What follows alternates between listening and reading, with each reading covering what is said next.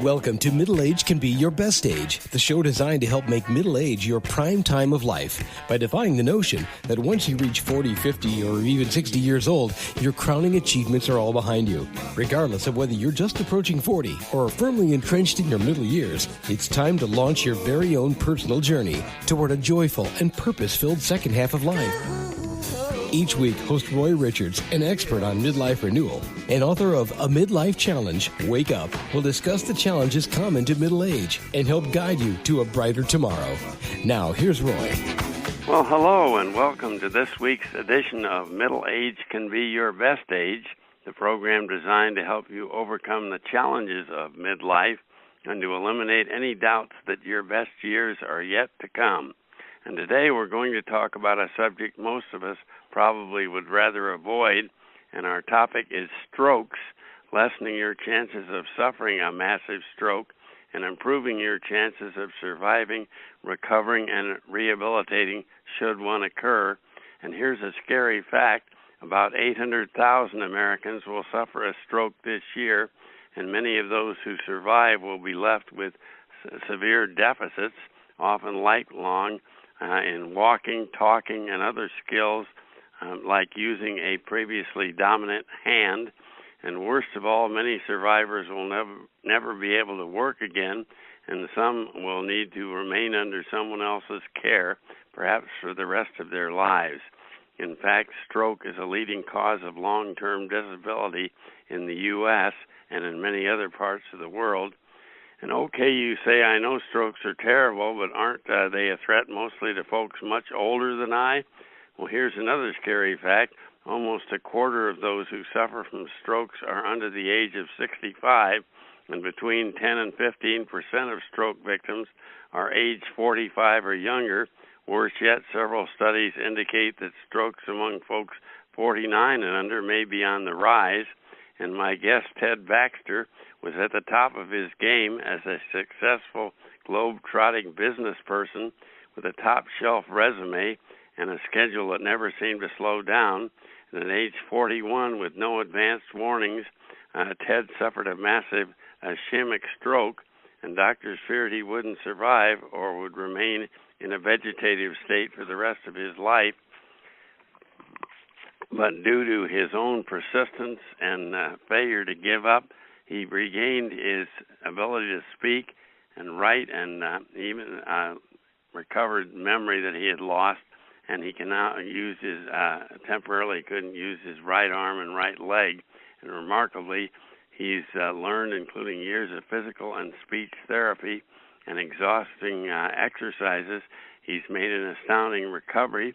And as a tremendous bonus, he's transformed from his former unbalanced life of ambition, career, and financial triumph to a balanced, joyful, and purposeful life with a far deeper meaning. And Ted is here to talk with us about that today, and also to offer tips to actual and potential stroke victims or to anyone caring for or helping rehabilitate a stroke victim.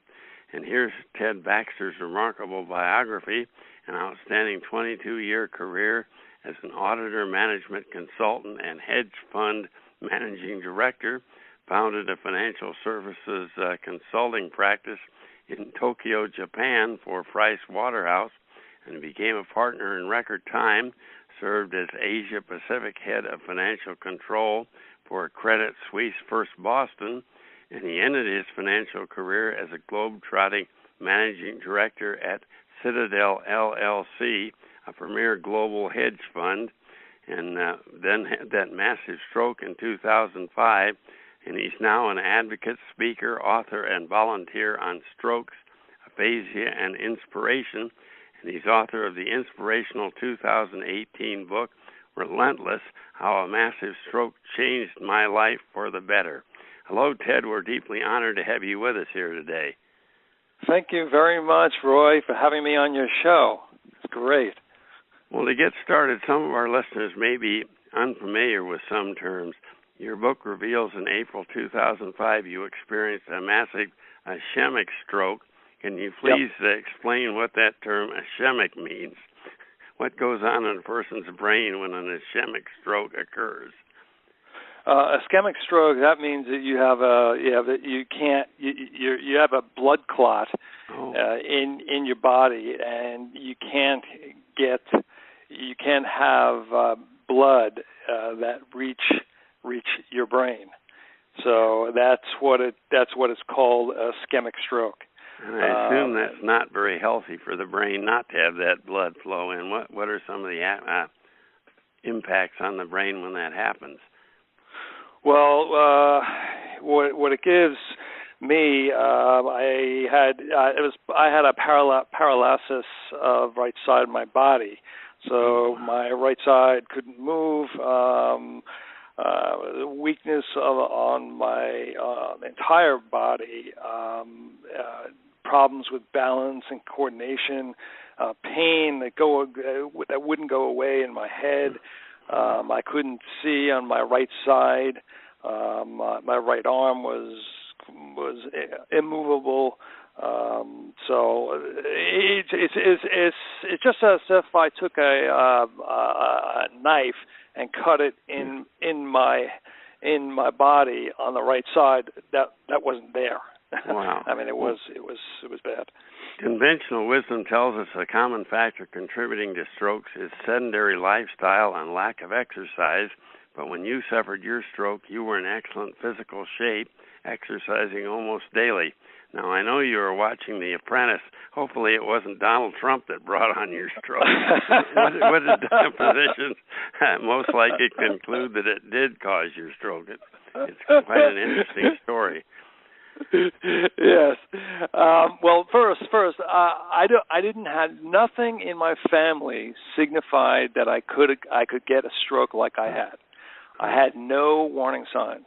I never had any mild strokes, such as TIA either. Yeah. My health was great. I exercised almost every day. I had low cholesterol, didn't smoke. I only drank modestly. I was the one doctor told me, he said I was healthy as a horse. I took good care of myself. So my situation was due to things like stress and pressure that related to my job, and you couldn't predict that. Yeah, but then you also had taken a whole lot of plane rides a few days before, and didn't that have something to do with the blood clot that developed in your leg? That's what half of the doctors said, that there's probably because you were on the flight the last time I took the plane. It was from getting on at London and coming back on Chicago.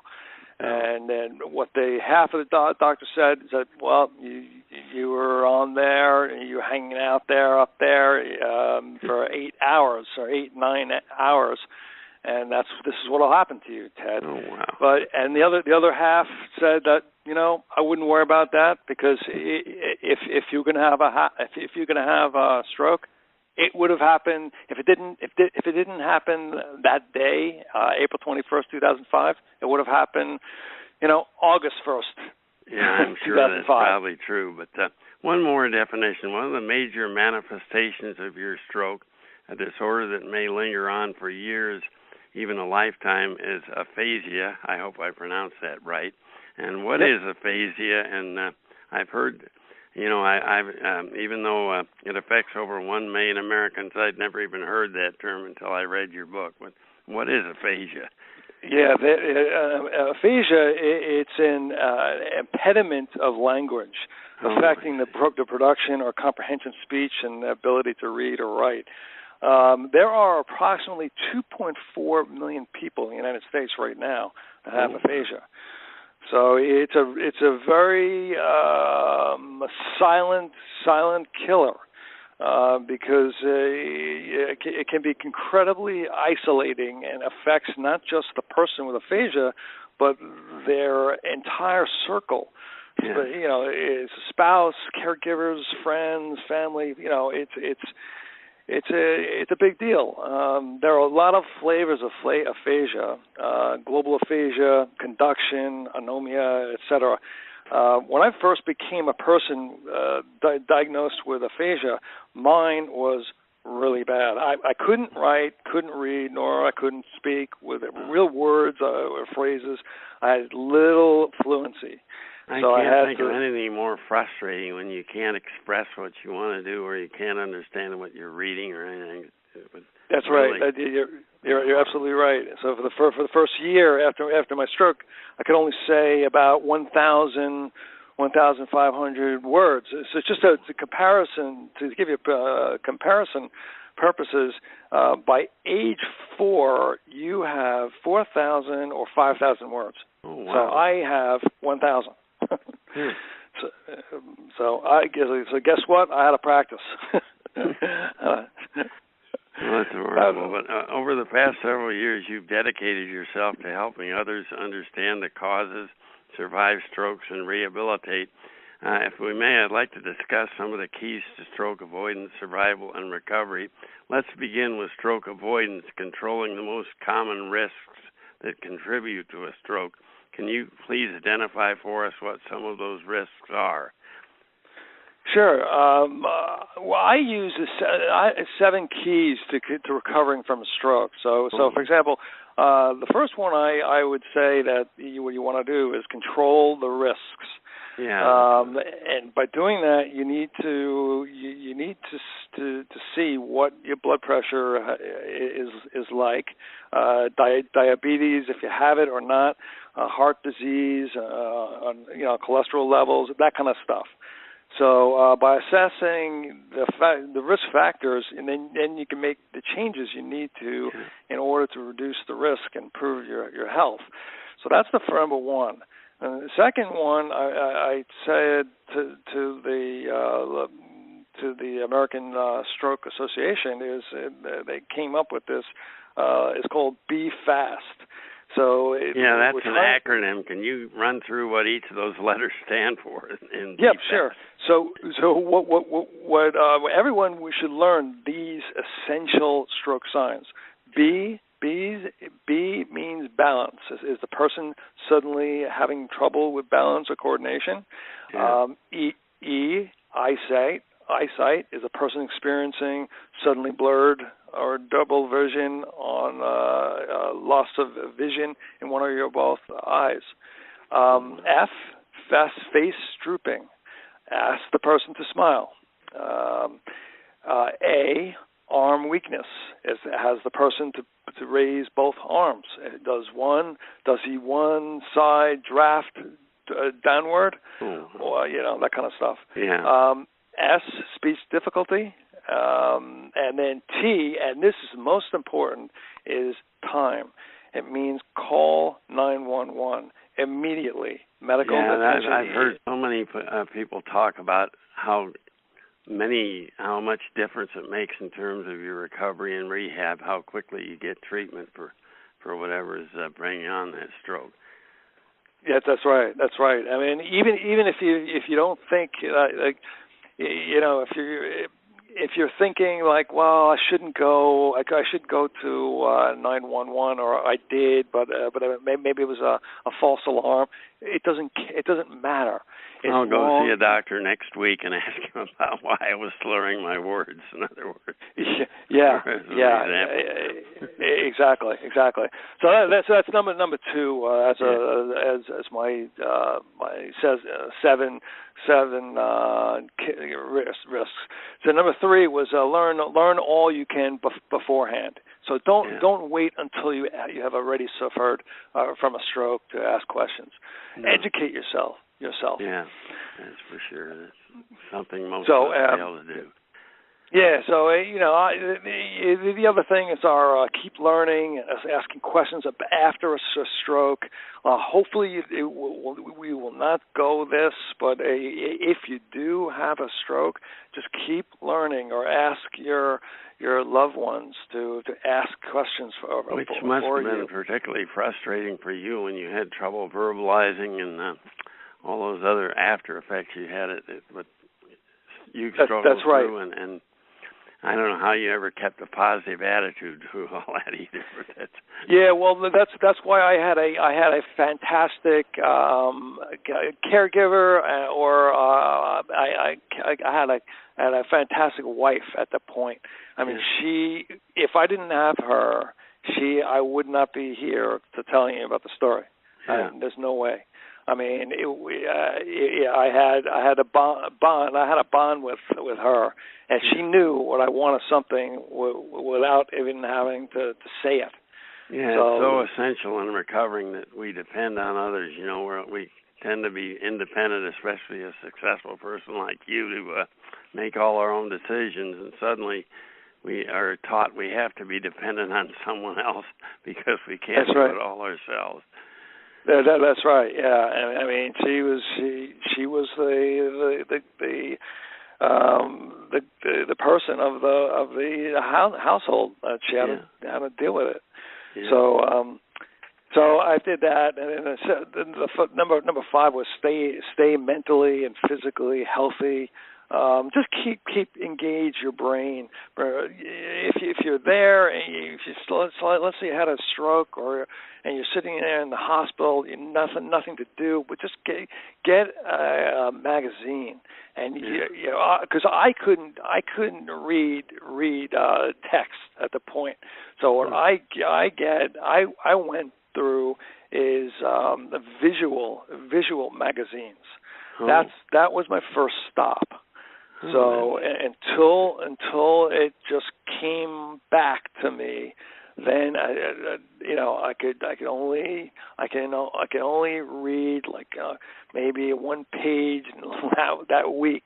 Next week, or 2 pages, that kind of stuff. But you look for progress, be it real minor, but it's something you're progressing, and you don't get frustrated because you can only read 1 page. You just keep trying until you can read 2. I mean, you're absolutely right. No, it's to go with the small things and just see if you can you can move forward. Yeah, and that you'll do it. So and then the last my keys to recovering is stay positive and never give up. I mean, you said this before, but maintain a positive mindset and have the faith that you will be able to recover. Well, I like the fact that as a final part of your recovery, you tell us that it's vital to act as messengers and to speak up and spread awareness about strokes to help others, and it's so crucial and wonderful that part of your own recovery is thinking of other people rather than just concentrating on yourself. I think that's great. Yeah, that's right. Well, that's a whole chapter I had on this was I learned how to give back to the society, and to doing that, I'm an advocate for stroke survivors and people with aphasia. Now I'm speaking a lot with hospitals and universities around here, just to tell them what my experience was. Oh, that's wonderful. Well, one final question, and this can help all our listeners, not just stroke victims. In Chapter 22 of your book, Relentless, you list your pre-stroke priorities as 1, work, 2, work, 3, work, 4, working out, sports, and 5, wife and family. And it grieves me to say that sounds like my own priorities a few years back. Any suggestions on how listeners might go about reordering their priorities without maybe having to suffer a massive stroke? Yeah, that's an easy answer. Because if you could just reprioritize it, just using the opposite, the lines, you'll get it the right answer.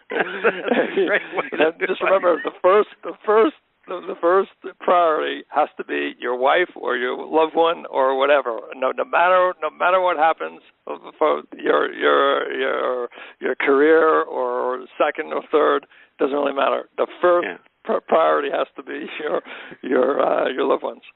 Well, let's talk a little bit about your groundbreaking 2018 book, Relentless. Is your book written primarily for medical professionals, or can a lay person like me also benefit from reading it? I know I did, so I know the answer to that. But yeah, no, I wanted it to be for people like me. You know, if you have to have a stroke, I mean, you know, if I had a situation, so I want to share my wisdom, my experience that I did come back from the worst spot of my life. So it would also be great for loved ones and caregivers also that you know, to understand the process and what your loved one's going through and how you can best help. Yeah, that's an excellent point. Is that I'm always was wondering if my ex-wife, if she could read this. Well, she's read it, but I mean she could write her side of of my situation. That would be great for the caregivers. Yeah, I noticed she had some one section in there where she made some comments on what she was going through at the time you were going through your recovery. That's right. I mean, and I would say that it's important for me. What goes through my mind, what was just as important is her mind and what happened to her. And so you can't forget that.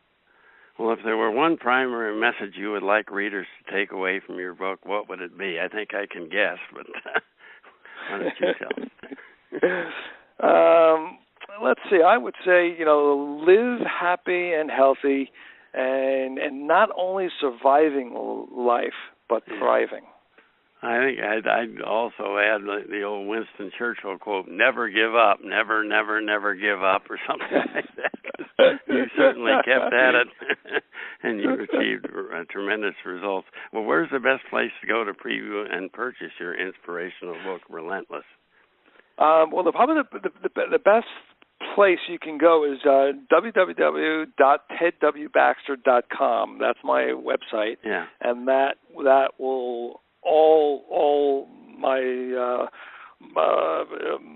spots you can find to purchase the book. It's pretty much going to be there on Amazon has it and Barnes and Noble, but it's in a lot of independent distributors. So if they can.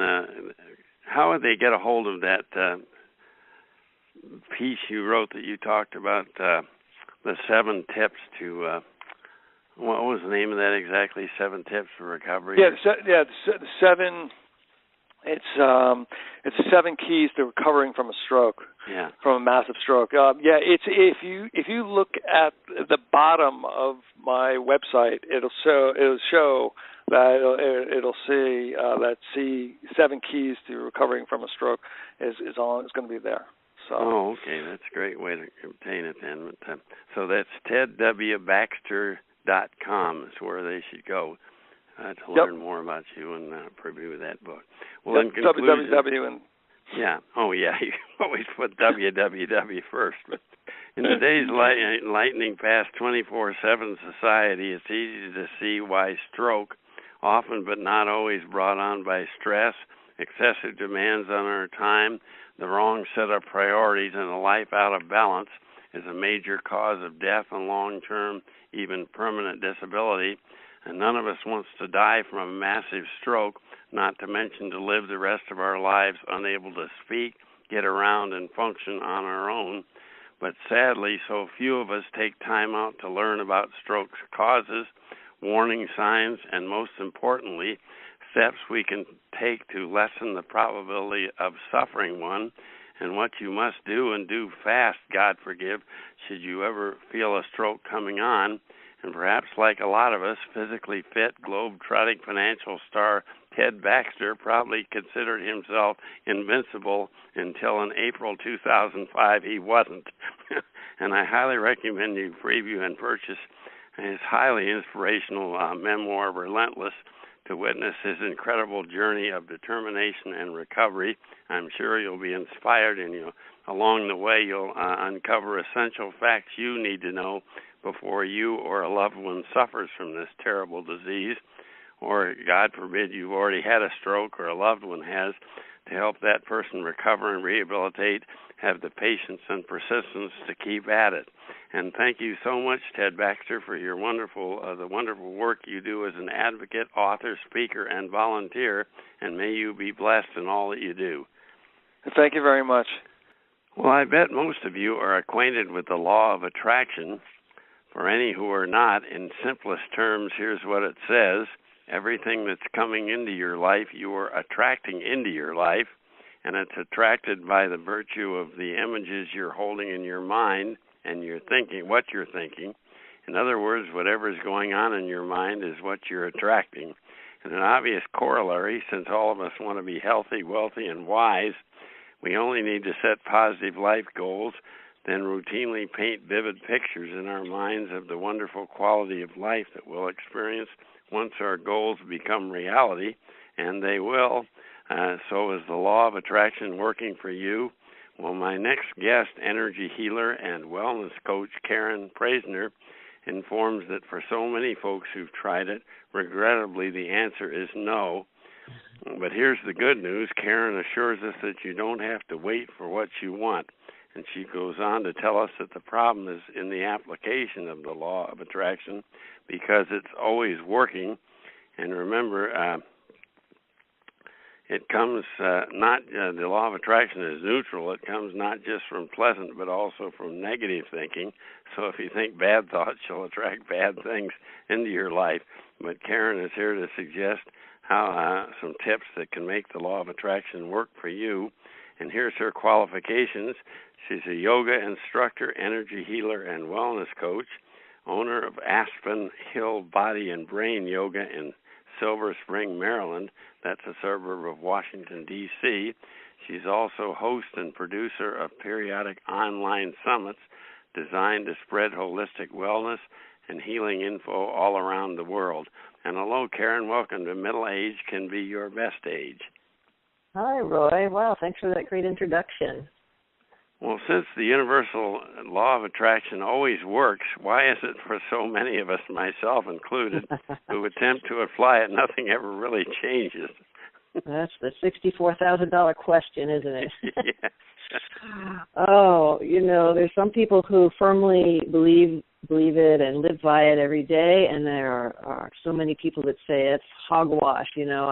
If it were true, I would have won the lottery, and look at all these problems I have in my life, and it's a bunch of bull. So one thing you have to realize is that our consciousness is not only our outer consciousness, the consciousness that we're aware of. Yeah. The majority of our consciousness is running in the background, and we have so many old stories running, and we're not even aware of it the majority of the time. But we basically see through filters from our past. Yeah, you reveal some alarming statistics about our thinking patterns. For the typical person, what are these thinking patterns? Right. The majority of our thoughts are negative. I think you say 90% are repetitive and up to 80% are negative. I know. We don't want to hear things like that, though, do we? But we can work with our the other percent, the 10%, and make that what we want it to be. And it takes time to change our stories, right? Yeah.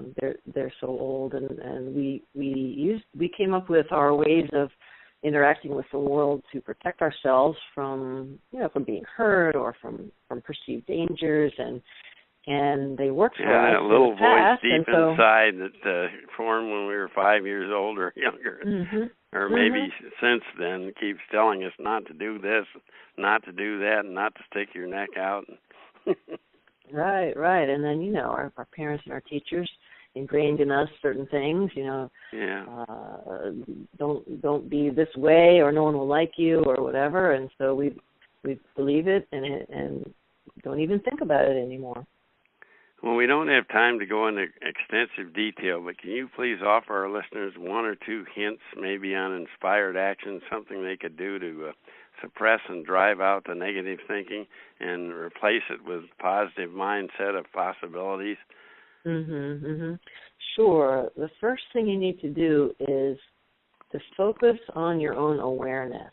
Bring your thoughts into your awareness, because our mind runs around. They call it monkey mind. You have to rein it in. I compare it to, if you have a new puppy and you put the puppy on a leash. Well, the puppy doesn't understand leash, and it runs in every direction. There's no leash there at all. So we have to train the puppy. So it's the same with the mind. We have to train the mind to stay on this leash where we want to focus at this moment in time. So you basically need to observe your own mind, and when it goes where you don't want it to go, you catch it. Yeah, when you start catching, there's that old negative thought, and where that came from way back when, and it's totally irrelevant right now to my circumstances. Right. When you I'm worrying about being aware of that, then you're on the first step toward that. That's right. I'm worrying about the same things over and over and over, and I can't stop. Well, we can interrupt the thought, and over time it can stop. Whether it's like when I started doing that with myself, I actually began starting that in the dream state when I was young and had so many nightmares. And I learned to shake my head as if I was saying no, and by doing that it would wake me up.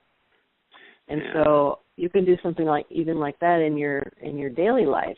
When some thought comes into your mind, you don't want to have it, catch it as soon as you can. You could do something like shake your head, or say the word no, or not right now, or push it. Use your hands and make a motion like you're pushing it away. Something. Not now or ever. Yeah. Well, likely it'll pop back in at some time. It takes time, but that's the first step. Yeah. Break that cycle. It's a habit. It's a habit in your brain. Yeah. That we're probably not even aware of, but now you're saying we can become aware of that. Right. You make a point. You make a decision. I'm going to watch what I'm thinking, and just sit there and just observe it. Yeah. Yeah. So then, how do you get these positive thoughts to come in once you've recognized? How do you suppress it? I guess you know where it's coming from. How do you then suppress those negative thoughts? Well, so you don't want to. Sometimes we talk about suppressing, but that you don't want to suppress things, because that means they're just stashed away somewhere. Yeah, that's right. One of our prior guests told us not to do that. Right.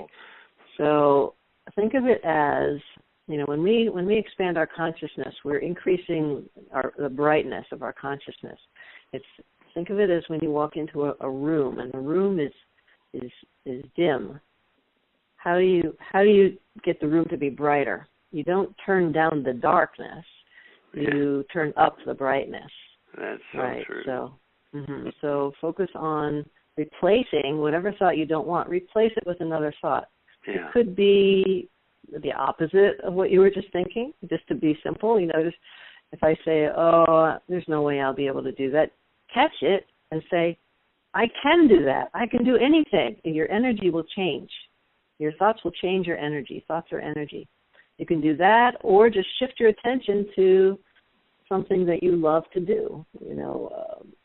Imagine yourself instead, I'm out walking on the beach, and it's a beautiful day, and I feel great, and I feel free, and the wind is blowing through my hair, and that other old thought that was bothering you, well, it's pushed by the wayside for the time being, and you're focusing on something that's changing your energy.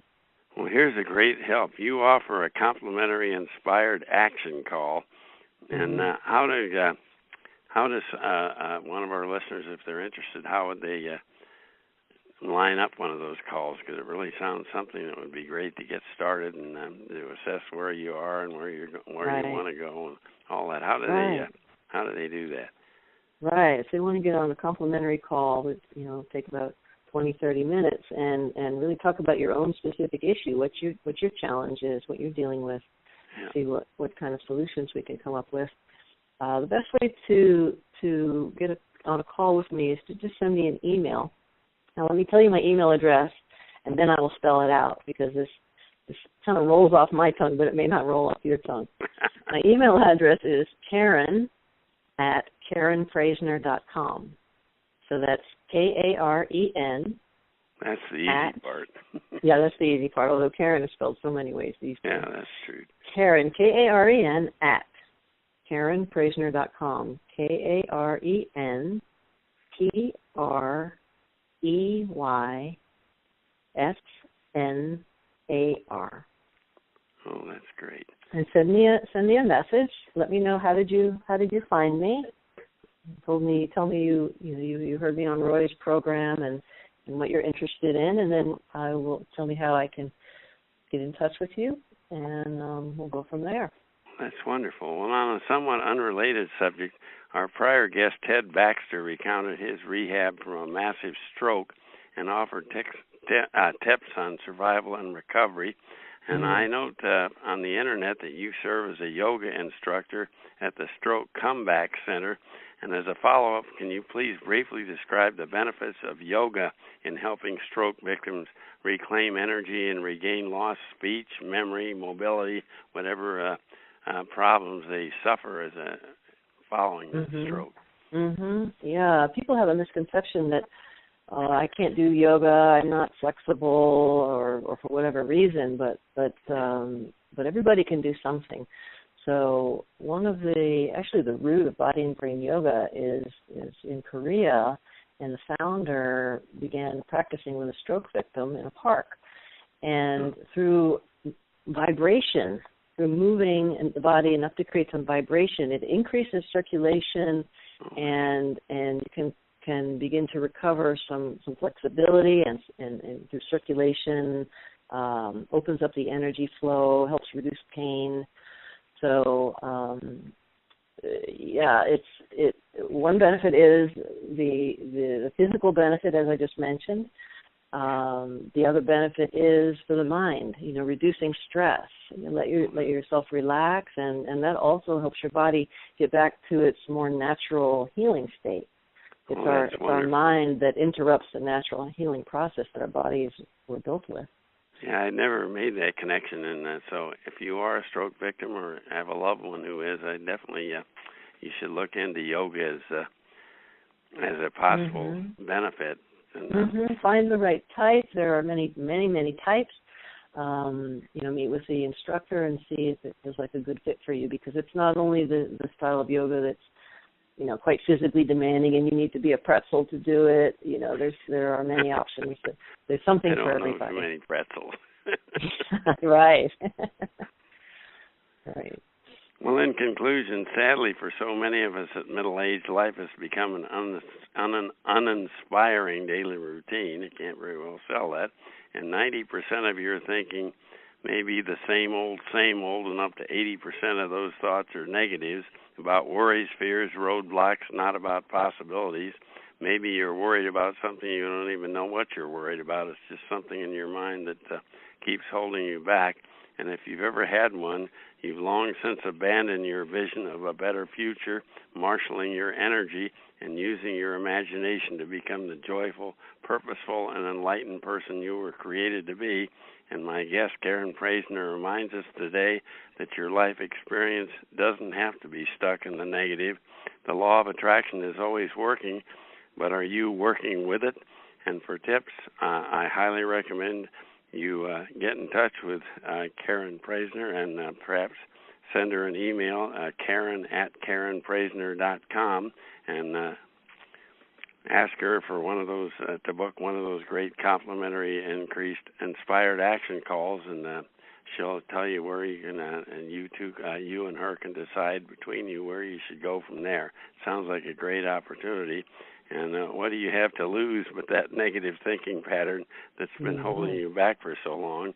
And what do you have to gain? Well, a bright, shining future with you in charge of your thoughts and emotions, attracting into your life all the possibilities that really matter, and brightening up the life of family members and loved ones, in fact, of anyone who comes in contact with you. And thanks so much for speaking with us today, Karen Preysnar, and best of success in all that you do.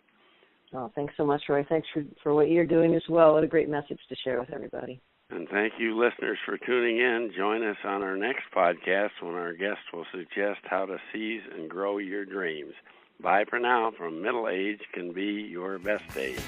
You've been listening to Middle Age Can Be Your Best Age, hosted by Roy Richards, an expert on midlife renewal and author of both A Midlife Challenge, Wake Up, and Wake Up, Captain and Crew, Restart Your Engines. You can learn more about Roy and his Middle Age Renewal Training System by visiting his website, middleagerenewal.com.